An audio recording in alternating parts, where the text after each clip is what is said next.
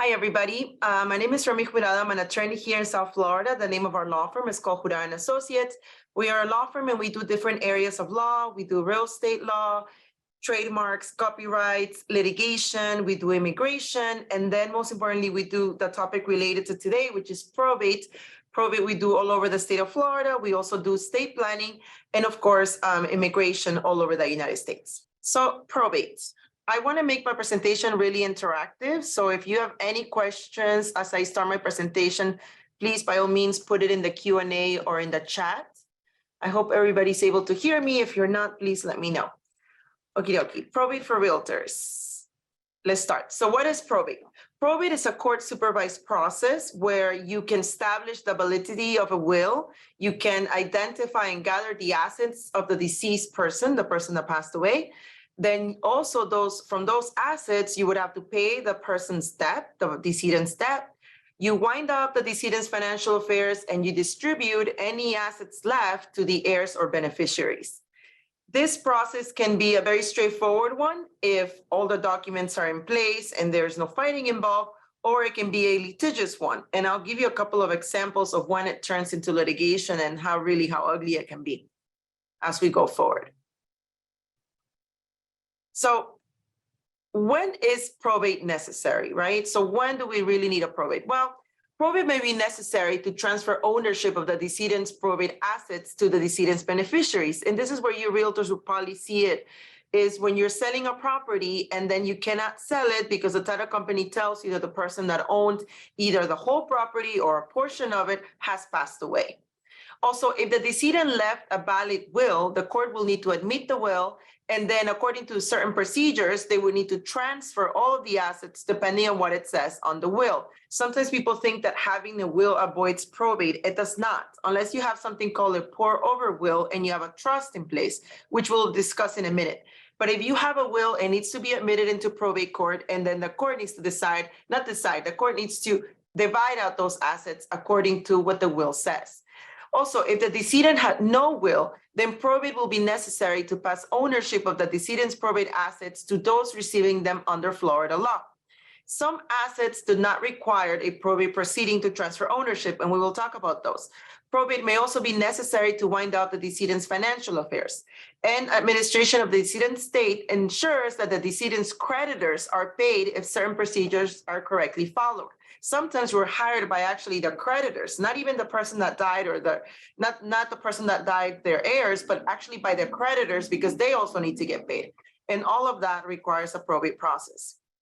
So probate in real estate, what happens? Well, whether it's an heir, a seller, a buyer, the definition of probate in real estate never really changes. Someone owned real estate, that person died, and in order for the rightful heir to have title to the real estate, to sell, convey, transfer, the heirs have to go through this formal court process called probate to officially transfer title. So there's no way around it.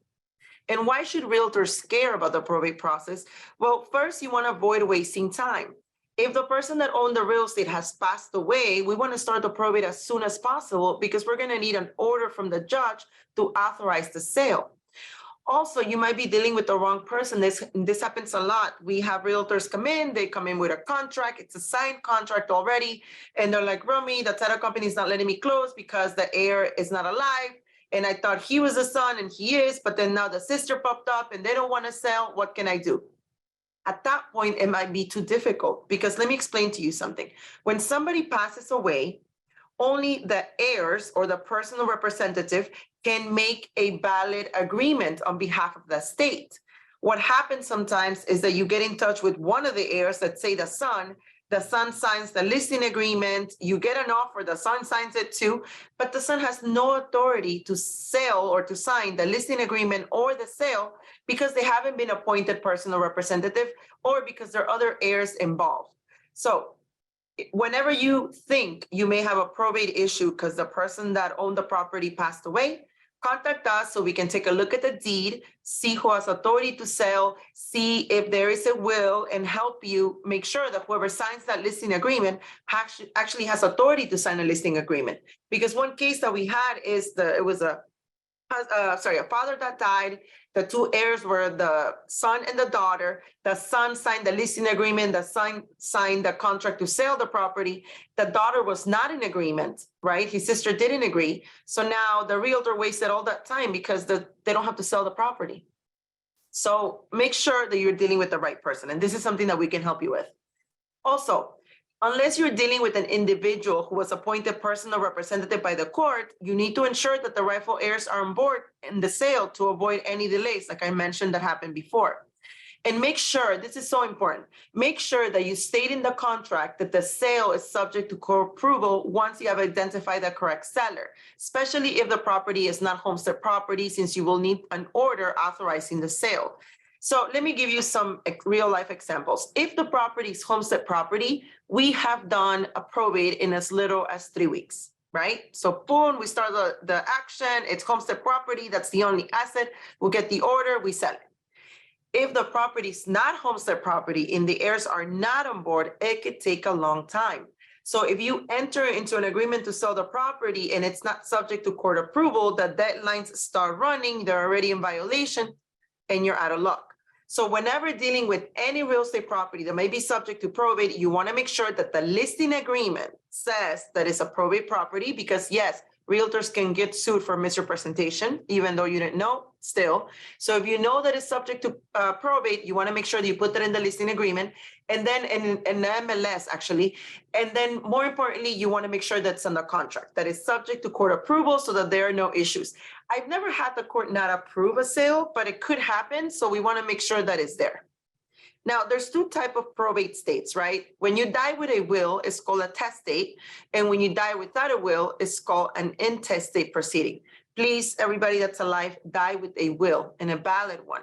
To avoid issues, the last thing you want is for your family who's dealing with your loss to also be fighting each other because they want to get your assets. And yes, that does happen. And it happens a lot, sadly. All right. Any questions? Let's see. Somebody put husband and wife in Florida. Not sure what that means, Laura, but let me know. Ask me the question again and I'll gladly answer it. Let's talk about testate succession. So this is when we died with a will, right? So in this case, the role of the probate court should be to distribute the property according to the decedent's instructions in the will and to appoint a personal representative as indicated in the will, unless it's something called a summary administration, which I will explain in a minute. We have to find out whether the person left the will. Usually, right, there's going to be a custodian, somebody that has the original will in a safe area. It could be the attorney that drafted it, or it could be somebody else. And whoever that person is has 10 days after receiving information of the testator's death to deposit it within the clerk of the court. However, the original will, does that happen? Sometimes it takes longer, there's nobody really enforcing it, but ideally you would want to leave your will with either your attorney or somebody that you trust that will take this action as soon as possible. You can also nominate guardians of your minor children in the will. And that is very important because if you have minor children, you want to know who's going to take care of them. And you can also disinherit specific individuals. We get this request a lot. Sometimes people come in and they say, Romy, my son has been really rowdy. I want to disinherit him. I don't want him to get a penny.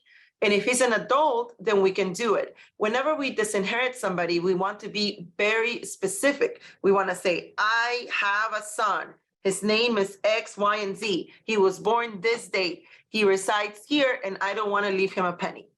Because if you don't do that and you simply don't mention them in your will, they can use this to fight and say that the will was not validly executed, that there was some undue influence on whoever is actually benefiting from the will, because the person that passed away would have never disinherited them.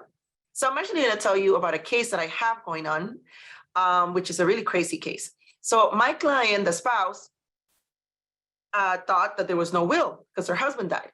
And later she comes to find out that there is a will, and where she was totally disinherited. She wasn't mentioned or anything, but she wasn't left anything.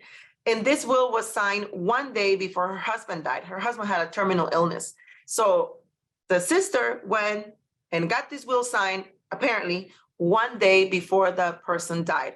My client was out of the country for some reason, very urgent circumstances, so she wasn't even here when that happened. Now, I think this will is obviously totally fraudulent. I think that it wasn't, if it was executed, it was totally fraudulently induced. And maybe it wasn't even executed by the person because the person died the next day. So now sadly, my client has to fight this. They have to go to court, they have to fight it, they have to spend money in attorney's fees, because it's not just a regular probate, which we had started. Now it's a litigated probate, and now we have to fight and say the will's not valid, and we have to get an expert signature witness, and I'll do all this craziness, and I don't know what this is going to end up in, and the state is not that much. What could she have done, or the spouse had done, to prevent this? Estate planning. Plan, do your will, do your power of attorney, do all of your documents, especially if you're married, when you're alive and when you're well. Talk to your spouse. Hey, let's plan our future. Let's have documents. You don't want the rowdy sister, when he's super sick, to force him to sign a will and disinherit you, or maybe not even to force him to sign it themselves. I don't know.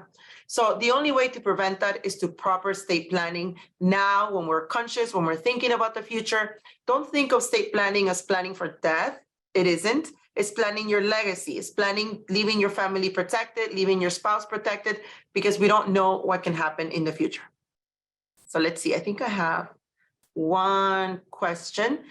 My client died on test. Okay, so without a will, and he has a surviving wife to sell the property. Understood. So we're going to talk about that, and let me explain a little bit. When you as husband and wife own real estate, and the real estate says either as husband and wife, or tenancy by the entireties, or Peter and Pablo husband and wife, or Peter and Pablo husband and husband, or Peter and Maria husband and wife, then there is a protection that's called tenancy by the entireties, where Florida law says that both of you own that property 100% at the same time. What does that mean? That if either of you dies, the other one automatically gets it. No need to go to probate. No need for a judge's order to sell the property. What we would need to do in that scenario is to record the death certificate to show that the spouse died, so that the public records and let's say it's in Miami, the Miami-Dade County property appraisals can update the records, and now the wife is able to sell the property. That is if they bought the property when they were married as husband and wife. I've had many scenarios, sadly, where let's say the husband comes in, Romy, my spouse died, please, what can we do? I need to sell this property to survive. Let's record the death certificate. No, because your spouse bought this property when you were not married. And even though you're married now, and you've been for 10, 15 years, when she bought it, you were not married. So you do not have the tenancy by the entireties protection. You do not get the property automatically. So what do we need to do? We have to open a probate, right? And depending who's going to get what, well, if they were married, he should get all of it. But if there's minor children, and there's children, and they're not his children, only hers, then he only gets a life state, meaning he gets to live there during his life. But after that, it goes to the children. And there's different scenarios, but you can't just record the death certificate. What could they have done? Well, they could have, once they were married, done a transfer of title from the spouse, let's say her name was Maria, to Maria and Peter as husband and wife.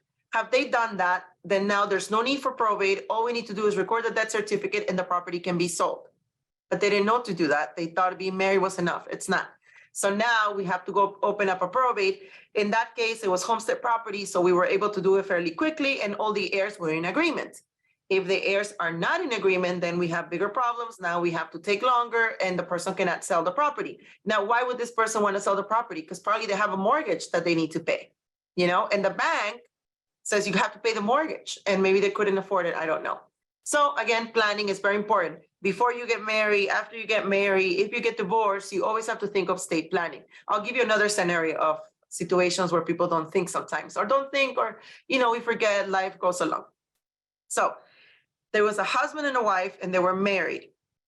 The husband had a 401k. 401k, as I will discuss in the future, does not go through probate. 401ks, you can get it as soon as a person dies, you can make a claim on it and get it. It doesn't go to probate, it's exempt. However, whoever you name in your 401k, that's who gets to get it, right? So in this case, it was the spouse that was named in the 401k. Now later they divorced, but the husband never changed. So she was still gonna get it. And the husband had gotten remarried. And now the new spouse said, why is she getting the 401k? That's the ex-spouse. Well, she was named as a beneficiary and she was never taken off. And he had a chance to take her off because he did a new will to protect the new spouse. So maybe he didn't want to take her off. I don't know. But these are things to think about, right? So when you're getting married, you want to talk about, okay, so what assets do you have? Do you have a 401k? Have you named me as a beneficiary? Or do you still have your ex-girlfriend spouse? All those things need to be taken care of when we go through, big life changes. Let's see, more questions. What if you own commercial real estate and they say corporation or an LLC? This is such an important question because this happens a lot too. So let's say that me and my friend set up an LLC to buy this hotel.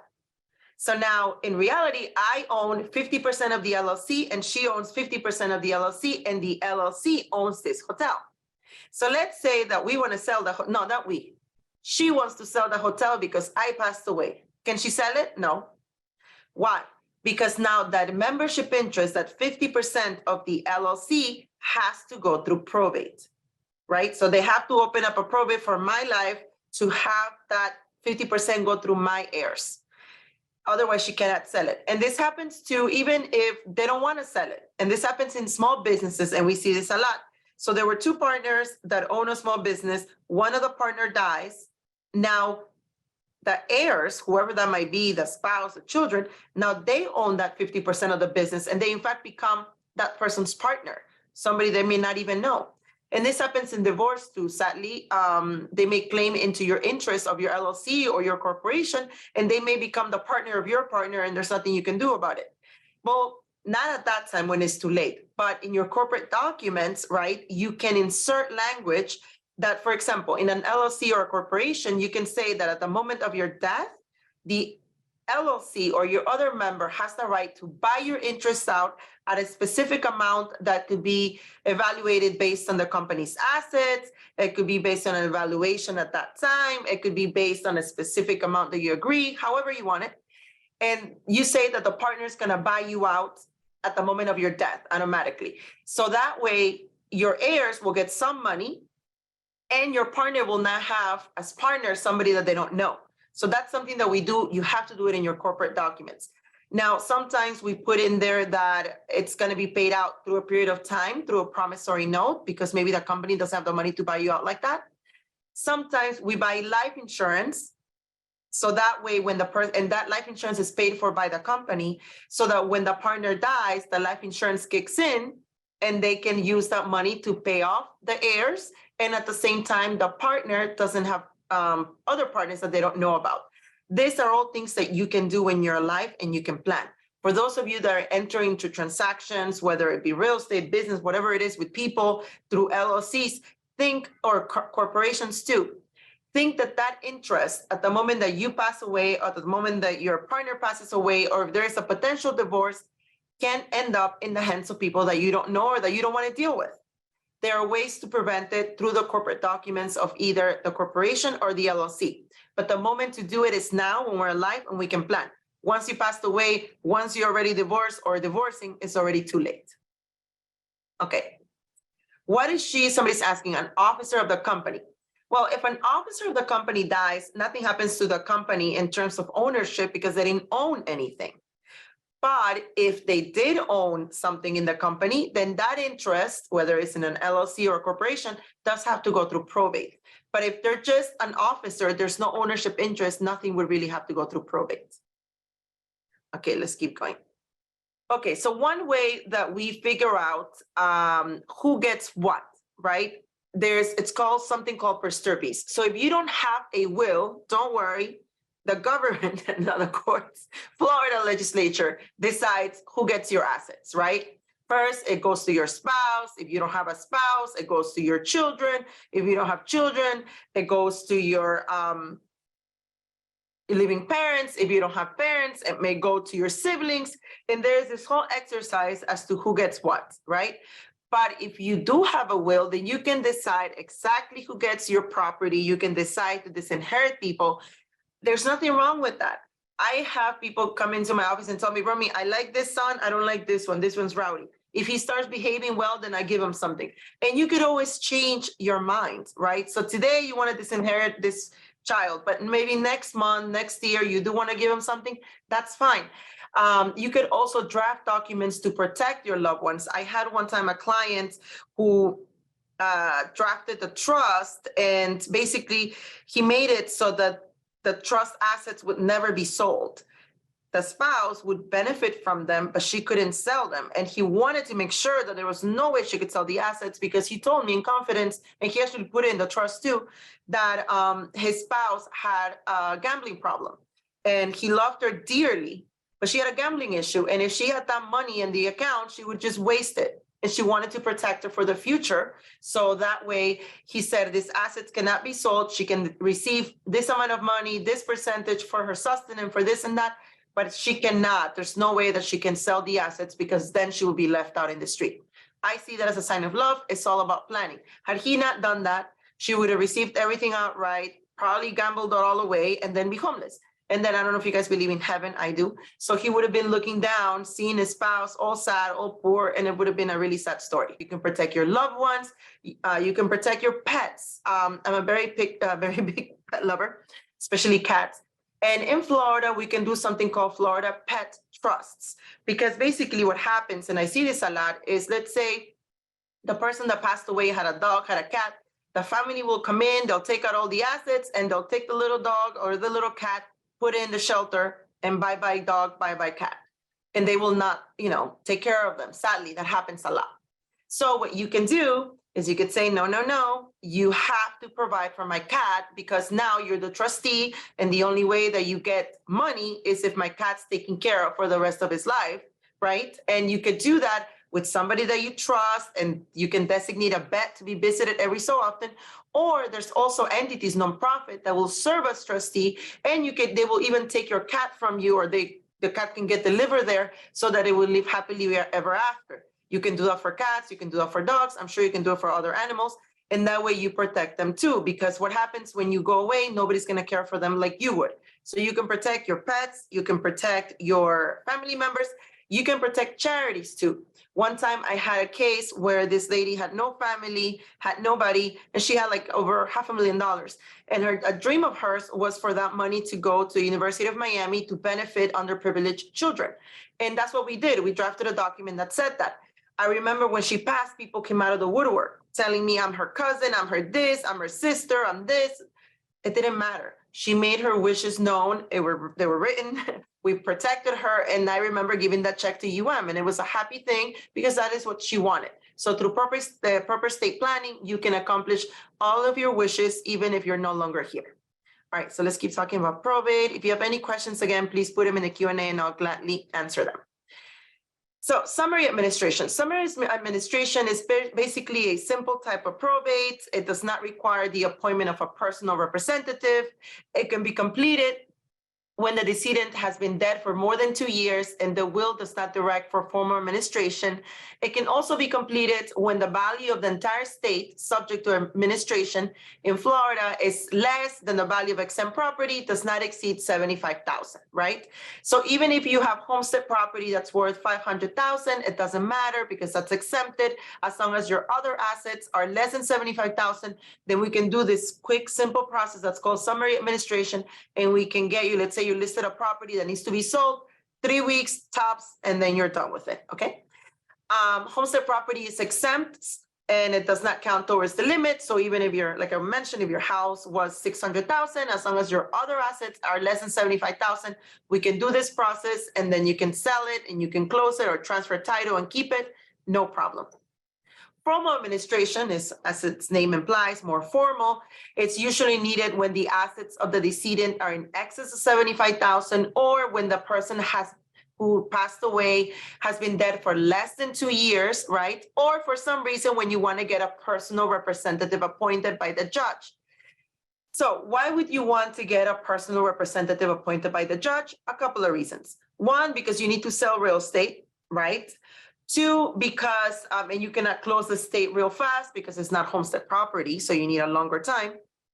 Two, and this happens a lot, somebody passed away, and nobody knows where the assets are at. Romy, I know that my mom had a 401k. I know that she had bank accounts. I know that she had a retirement fund here and there. Please help me. Can you find them out? The banks will not give me information. The banks, the 401k provider will not give them information unless they're appointed personal representative. So that is why we sometimes appoint personal representative. Even if we could do a summary administration, we do a formal administration because we want to find out where the assets are at. Once you're appointed personal representative, now you can reach out to the banks to ask for information. You can reach out to the retirement fund, to the 401k provider, so that you know what assets there are and who the beneficiaries are. If you're not the personal representative, most of the time they will not tell you. They should tell you if you're the beneficiary, but it is what it is, okay? So formal administration, again, is usually recommended when you have multiple creditors too, when you need to provide formal notice, and when the borrower that passed away and the bank doesn't want to provide any information without a personal representative, that is what we would want to do. So I mentioned the will. And when you die with a will, it's called testate succession, and the court should respect your will unless your will is a fraudulent one, or the other party will, say that you were fraudulently induced into signing it, which is what we're going to argue. But if not, if it's a valid will, then the court should respect it. So for a will to be valid, and this is so important, because a will may be valid in, let's say, I don't know, Pennsylvania, but it will not be valid here. And there was actually a case where a will was executed in Pennsylvania and it was not valid here, and then they were not able to probate it here. So the assets here went by stirpies, the way that we distribute assets if there is no will, regardless of what the Pennsylvania will said. So if you have assets in a particular state, you want to make sure that your will is valid in that state, because especially with real estate property, the only ones that have jurisdiction over real estate property are judges within that state. So you want to make sure that your will be respected. Otherwise, your property assets, your real property assets are not going to go as your will states, okay? So for a will to be valid, it must be in writing, signed by the decedent and witnesses, and comply with the execution requirements set forth by Florida law. In a will, the decedent can name the beneficiaries whom the decedent wants to receive the decedent's probate assets. The decedent also can designate a personal representative, which is Florida's term for executor, to administer the probate. So you can decide who's going to be your personal representative. What are some of the requirements for a valid will? Well, first, that the person is of sound mind. That is so important. Sometimes we get calls from people that are already with their parents in the hospice, and they tell me, Romy, I need to do a will and a durable power of attorney ASAP because my mom has lost her mind and we need to help her with their assets. Too late. You cannot do a durable power of attorney at that time. You cannot do a will. She's lost her mind. And the requirement under Florida statute is she needs to be of sound mind and either 18 years old or an emancipated minor. So that is why it's so important. I'm going to say it again. Do your estate planning when you're of sound mind, when you can do it, so it could be legally enforceable. For those of you that have parents, have them do their will, have them do their stuff when they're of sound mind. Also, it must be signed by the testator, this is the person doing the will, at the end of the document. If the testator is unable to sign the document, then some other person may subscribe the testator's name at the end of the document in the testator's presence and at the testator's direction. Just because you're of sound mind doesn't mean sometimes you can't write anymore. I get that. That's okay. Florida law says that's fine, as long as you direct somebody to do it for you, to just, sign it or write, and they're doing it in your presence. And if that's the case, I'll probably record everything just to make sure that there's no dispute. It's still going to be a valid will, right? As long as the person signs themselves or they direct somebody to do it in front of them and they are of sound mind. It is so important to be of sound mind. And it must be witnessed by at least 2 attesting witnesses who also must sign the will in the presence of the testator and in the presence of each other. So all of us together, the person doing the will, the 2 witnesses, the notary, everybody signing, everybody's looking at each other. It is so important that for the witnesses not to be people that are benefiting under the will. Okay, so if you're getting something under that will, don't be a witness. Have somebody else be a witness. If the owner of a property has a home in Florida that is his or her primary residence, Florida Homestead Law must be considered, okay? So under the Constitution, the decedent cannot give away his or her property if it's homestead, okay? If the decedent has a spouse or a minor child. So in your will, you cannot say, I leave my property to my lover. You cannot disinherit your spouse or your minor children. Now, there are some exceptions with regards to the spouse only.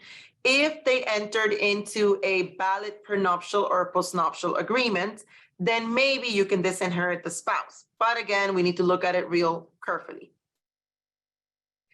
If it's not devised, so if you try to disinherit your spouse and you're not allowed to do so, your surviving spouse will take a life estate in the homestead with the vested remainder on the decedents, on the descendants of the decedent's first stirpes. So let's say that you try to disinherit your spouse because you're a bad one, you passed away. Well, that device is not valid. So now your spouse will get a life estate, meaning she gets to occupy the property while the time that she's alive. And then it will go to your heirs, in this case, your children.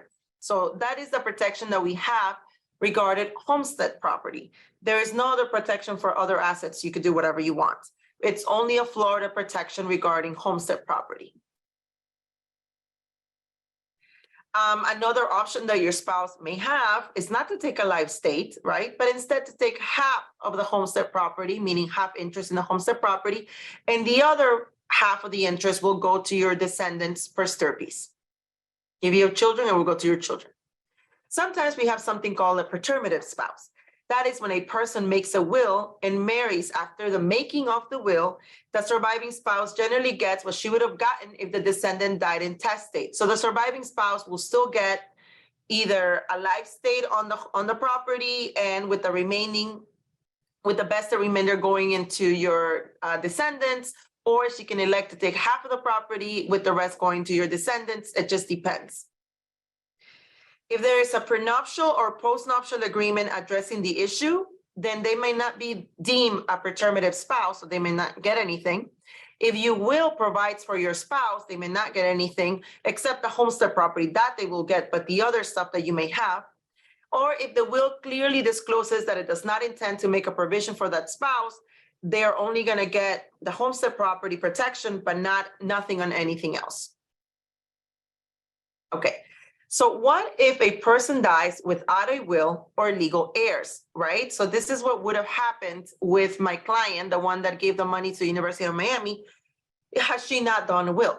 So pursuant to statute 732.107, property reverts back to the state of Florida as a last resort. So you're gonna make Florida richer. The property is sold and the proceeds are paid to the chief financial officer of the state. Those cheated funds are retained as part of the state school fund. After 10 years, the state's rights to the proceeds become absolute. So that's what happens if you die without heirs or without a will. The state will eventually get it, benefit the school fund. So it's great. All right. I have mentioned a personal representative. So let me tell you a little bit about what it is, what is their job. And by the way, they do get compensated. They don't do this for free. So the person appointed by the court to oversee the administration or probate of the decedent state who must comply with the following. They do have a job.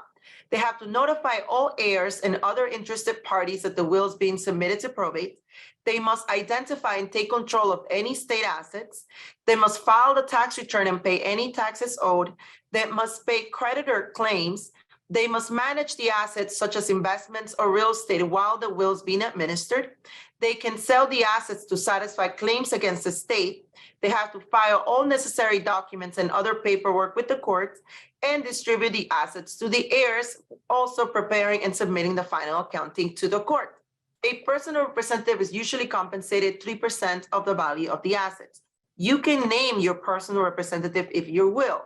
If you didn't, okay, then the court will do it for you. And there is a specific order of how this happens. So if you die with a will, right, the personal representative or his or her successor nominated by the will be the person who will be the personal representative, or it could also be the person selected by the majority in interest of the beneficiaries, or one of the beneficiaries. If there are many, the court selects the more qualified one. So that's the order of personal representative. If there is a will. If there is no will, then we still have an order. The surviving spouse will become the personal representative. If not, the person selected by a majority in interest of the heirs. And lastly, the heir nearest in degree. If there are many, the court selects the more qualified. So we have a case right now where the surviving spouse is the personal representative. Our clients, the children of the decedent, who are not her children, think that she's doing a terrible job. So what can we do? We can fight it. We can ask the court and say that the surviving spouse is basically not managing the assets appropriately, thus greatly damaging the state, and that she should be removed. And because my clients are the majority of the interested in heirs, then we can ask for that, So just because I'm giving you this order doesn't mean that it always stays like that. You could always argue and say, no, this is not the way that it should work. So who can be a personal representative? So under Florida Statute 733.302, any person who is sui juris and is a resident of Florida at the time of death of the person whose state is to be administered is qualified to act as personal representative in Florida. However, under Florida law, a person who has not been convicted of a felony, right? So if you have been convicted of a felony, you cannot serve as personal representative. Convicted of abuse, neglect, or exploitation of an elderly person or a disabled adult in any jurisdiction. If you've been a bad one and abused, neglected, exploited an elderly person anywhere, you cannot be personal representative. If you're mentally or physically unable to perform the duties of a personal representative, then you cannot be a personal representative. And if you're under the age of 18, you cannot be a personal representative. So that is who cannot. Also, there are circumstances where a non-resident of the state of Florida may qualify as a personal representative.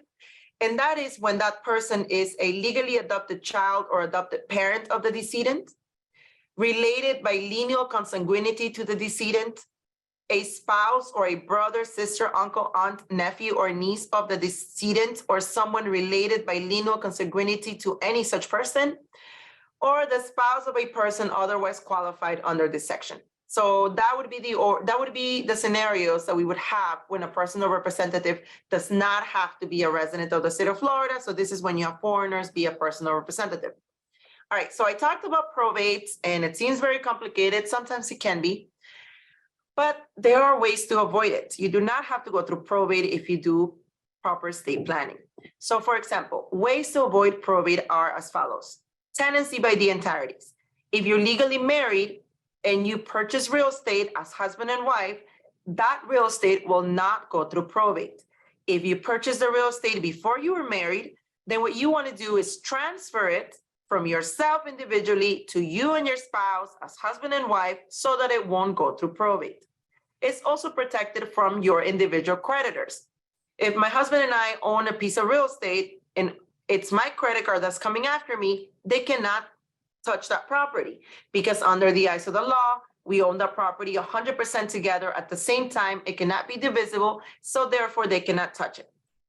Okay, another way to avoid probate, joint tenants with rights of survivorship. For this, you do not have to be married. So let's say that me and my friend buy an apartment in Brickell. Well, our agreement is that we are going to buy it together. And if I die, she will get 100% of it. And if she dies, I get 100% of it. So the way that happens is we buy it as joint tenants with rights of survivorship. So if I pass away, all she needs to do is record the death certificate, or she passes away, all I need to do is record the death certificate and I own it. You could do this with one person, 4 people, 5 people, 10 people, as many people as you want. You can own property as joint tenants with rights of survivorship. You could also do something called a life state deed. This is also called the ladybird deed. Basically, you say that you own this property while you're alive, but as soon as you go to heaven, it will pass to this other person or persons. That happens automatically. All you need to do is record the death certificate, and that property does not go through probate. A lot of my clients like to do this because their parents still own the property, right? They're still on title. But as soon as they pass away, boom, it goes to the children and it doesn't go through probate. and nobody's fighting because it's clearly said who's going to get it. It's public record. All they need to do is record the death certificate. So that is a life state deed. Some people call it a ladybird deed. Basically, you can choose to own the property while you're alive, and as soon as you pass, it goes to your heirs, whoever you decide. Trusts. This is a wonderful mechanism. You can create a trust right now, put whatever you want in it, and that will not go through probate.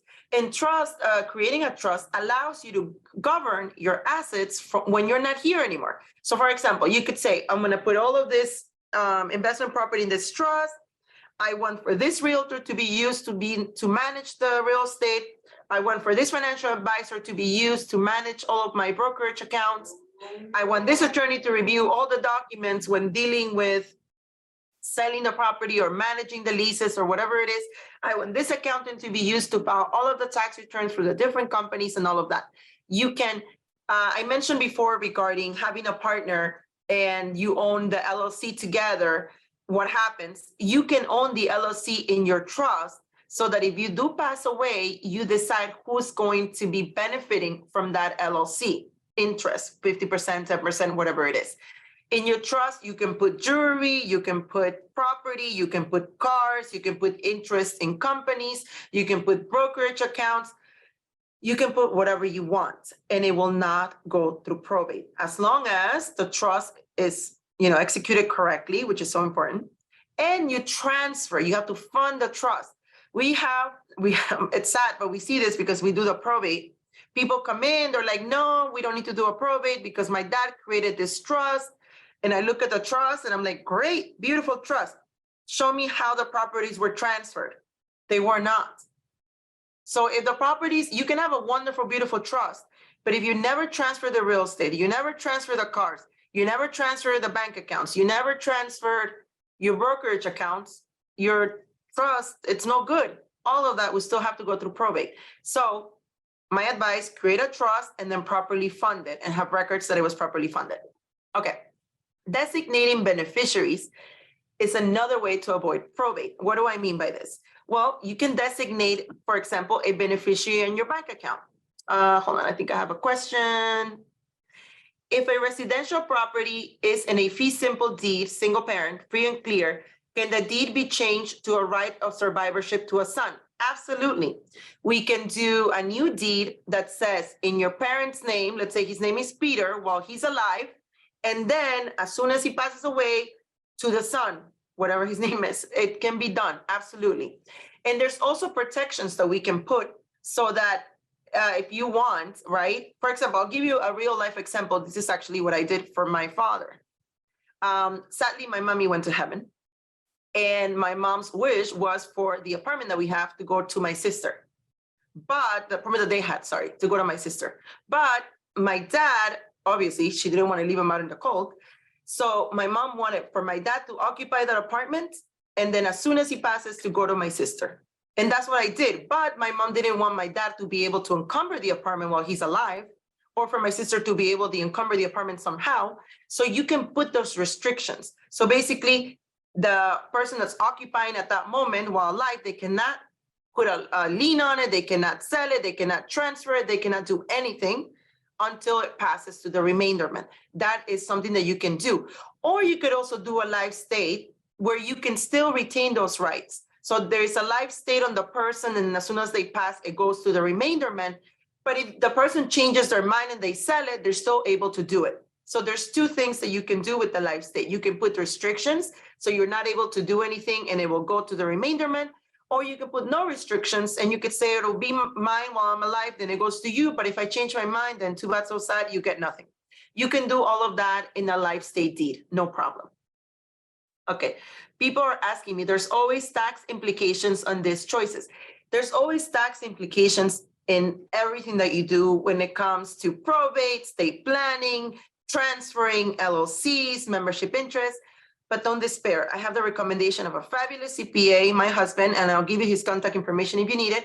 And he can analyze everything from the tax perspective, and I can analyze everything from the legal perspective.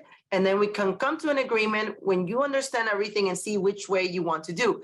Because there's things that might be beneficially tax-wise, but liability-wise or estate planning-wise, you may not want to do them.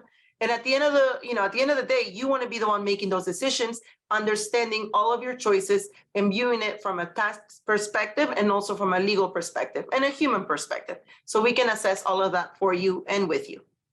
All right, let's see. I was talking about designated beneficiaries. If there's one thing that you get from today's class is the following. Please go to your bank, and if you have an account that's solely in your name, decide who do you want to get this account upon your passing. The saddest thing is that even if you have just one bank account and that bank account only has $10,000 in it, if you didn't designate who will get it upon your death, your family would have to open up a probate to touch a penny from there. But if you right now go to your bank and say, this is my account, but if I go to heaven, I want to be payable upon death, it's called POD, payable upon death, to whoever you want, my sister, my friend, whoever, then now they don't have to worry about it, because as soon as you go to heaven, they can go to the bank and they will be able to access those funds without those funds having to go through probate. That is so important. If you have a joint bank account, then it should be, but you want to make sure with your bank that the other person automatically can take the money with no problem. That's usually the case. But if that's not what you want, you don't want them to get access to it right now, you only want them to get access when you're no longer here, then go to your bank, ask them to put it payable upon death to whoever you decide and get proof of that, because sometimes people come in and they tell us, my dad put me on the account, it was supposed to be payable upon death. And I'm like, great, give me the proof. Where is it? The bank's saying that they don't have it. You don't have it. It didn't happen. So get proof that it was done and let the person know so that if anything happens, they can go and access your bank account. That is very important, payable upon death. Also, you want to designate beneficiaries. If you have life insurance, for example, it should not go through probate, but it could go through probate if you don't designate who will get it. So make sure that you designate your beneficiaries. Make sure that you change your beneficiary if, for example, you get divorced or you no longer want that person to get it. You want to make sure that it gets done. So you want to designate beneficiaries in your life insurance, in your annuity contracts, in your retirement accounts. Money that goes to a beneficiary, it can do so without probate. They can access it. But if you don't designate your beneficiaries, then it won't. Here's a caveat about designating minors as beneficiaries. Minors, so people under 18 years of age, cannot just get money, right? If you designate a minor as a beneficiary, they're going to have to open up, or whoever's their guardian is going to have to open up a guardianship proceeding, which is another expense. So, you need to really think about that. Minors cannot just get money. You have to open up a guardianship. So I don't typically advise to put minors as the beneficiaries. I advise to put somebody else that will take care of your minors, because those are your designated guardians and you trust them. And that is how I would do it. I personally put my puppies-in-law because I trust them in my life. And I know that if something were to happen to me, they would take care of my daughters. So, you have to make, it's a very personal decision, but it's a decision that you have to make right now when you're conscious and when you can discuss it and when things are good. I don't see any more questions, but there is my contact information. We don't just do probate or estate planning. We also do the other part, the business part, the real estate part. And through my husband, we can help with the tax part. So that is why we try to give comprehensive, advice and solutions to whatever issues or potential problems we may face. And if it becomes litigious, then we do have a litigation team and we can help resolve, most of the issues. I hope that you've enjoyed this presentation. I will stop sharing my information now. I do like to be a resource for all my realtor friends, so you guys can reach out to me by email, by phone, my Instagram. I'm very accessible through that too. And I hope that you've enjoyed the presentations. I don't see any more questions, but I really, really value you and thank you for your time. And I hope that I can work with you or your clients in the future. Thank you for everything. Bye.